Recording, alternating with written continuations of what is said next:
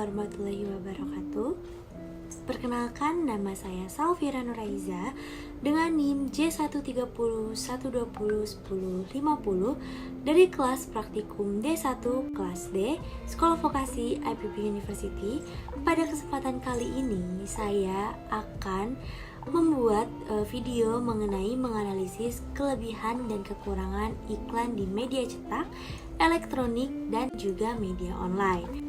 Untuk memenuhi tugas mata kuliah produksi periklanan, saya akan menjelaskan mengenai kelebihan dan kekurangan mengenai iklan di media cetak, elektronik, dan juga media online.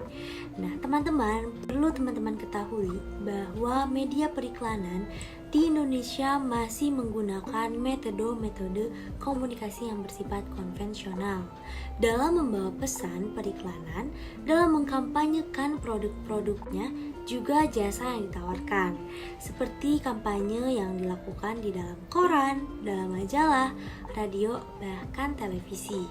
Nah, teman-teman, ada berbagai macam variasi sarana tempat periklanan yang kini akan saya bahas dalam video ini.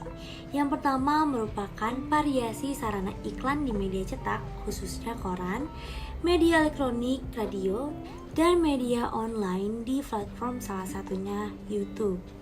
Yang pertama, saya akan membahas mengenai iklan di media cetak koran. Nah, teman-teman pasti tahu kan, koran adalah suatu penerbitan yang ringan dan mudah dibuang. Biasanya dicetak pada kertas berbiaya rendah yang disebut dengan kertas koran, yang berisi mengenai berita-berita terkini dalam berbagai topik. Misalnya topiknya ini mengenai event politik, kriminalitas, olahraga, tajuk rencana, dan bisa juga membahas mengenai cuaca.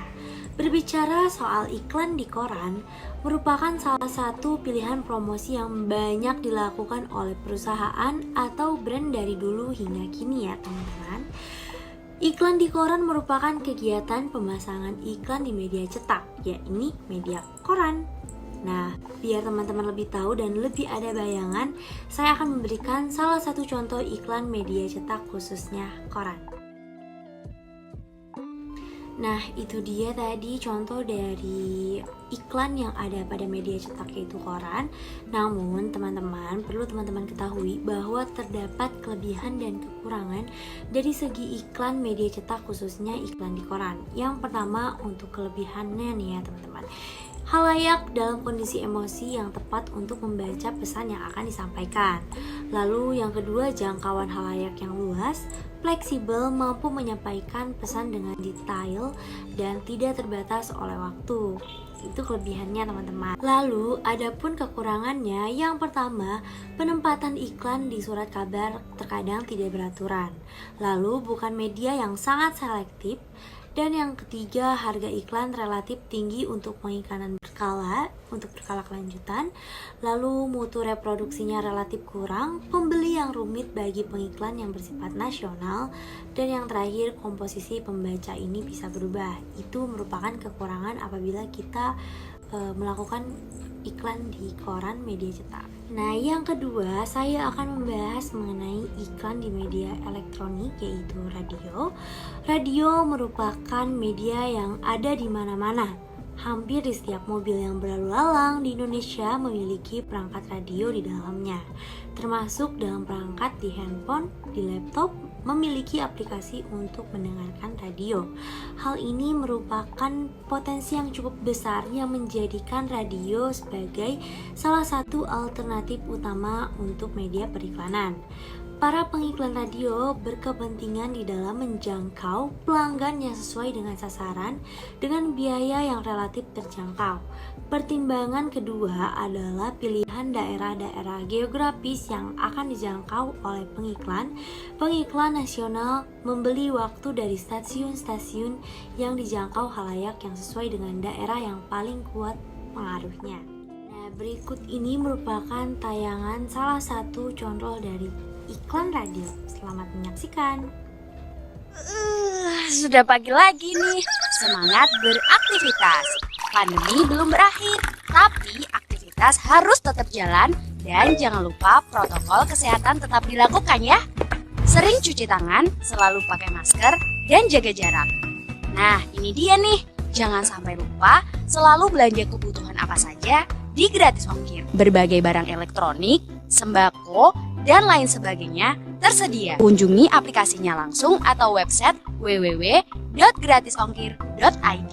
Sekali lagi ya, kunjungi di www.gratisongkir.id. Dan jangan lupa follow juga Instagramnya di @gratisongkir_id untuk informasi yang lain.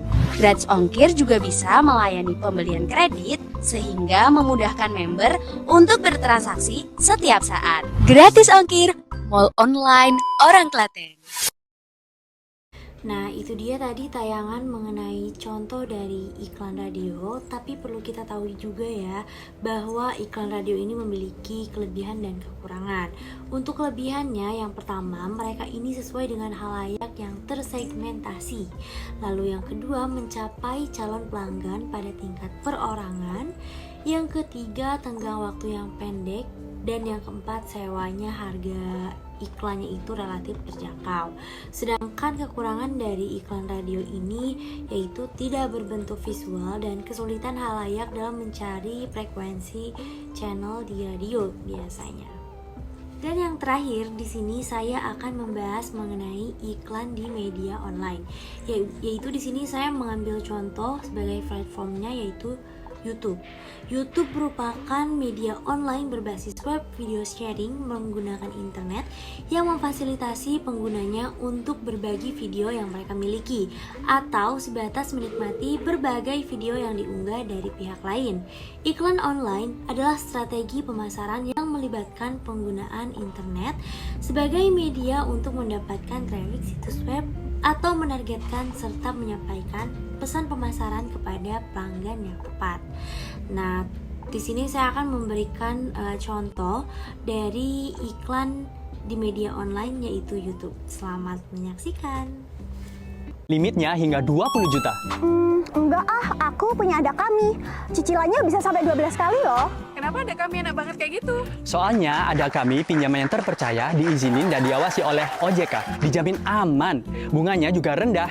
Limitnya juga bisa sampai 10 juta rupiah. Cuma perlu isi data dan bisa langsung diproses. Aku baru aja pinjam 20 juta loh. Kalau kamu butuh uang dadakan, klik link di bawah ini untuk download Ada Kami. Dijamin kamu nggak akan nyesel deh.